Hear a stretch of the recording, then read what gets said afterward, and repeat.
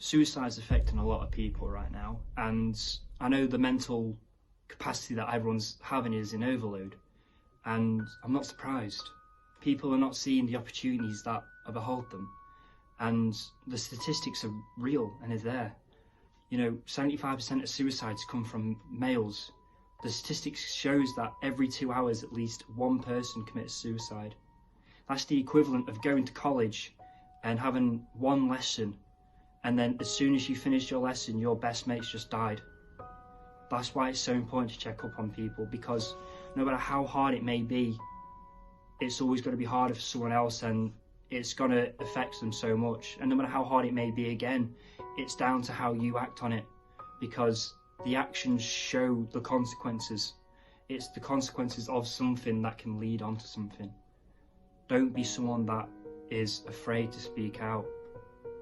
In a world that's so fake, why fake our feelings? Let's find something to be real about here, and that will be our feelings. Because no matter how much we try to hide them, they're still always going to be there inside.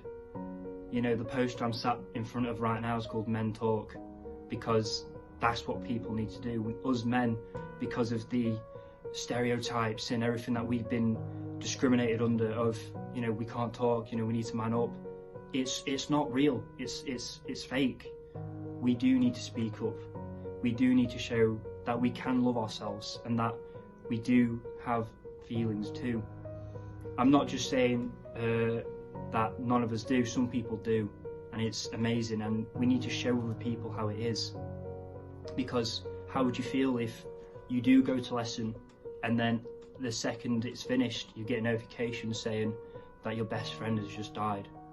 That's how close it hits home. It's not just somewhere down or up another country, it's somewhere that's happening right here in front of you.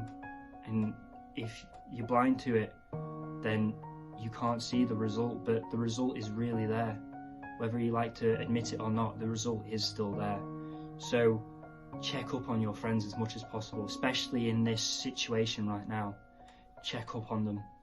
And if you think they're hiding something, don't pressure them, but just try and slowly encourage them to talk and make sure they feel confident about themselves, because usually it comes from within. So if you can get them to do it, then all the better.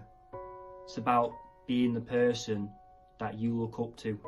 It's about being that person that you wanted to be as a 6-year-old, that hero you aspired to be.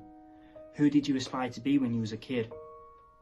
The only answer should be yourself, because there's no better person than you. You're the confident, brave soul that can do everything. You're the confident, brave person that can maybe not pass every test, but you sure as hell did your best, because that's what it's all about, doing your best to succeed and push and to be the bestest friend you can be. Loyalty is hard nowadays, and loyalty isn't something that you can get all the time.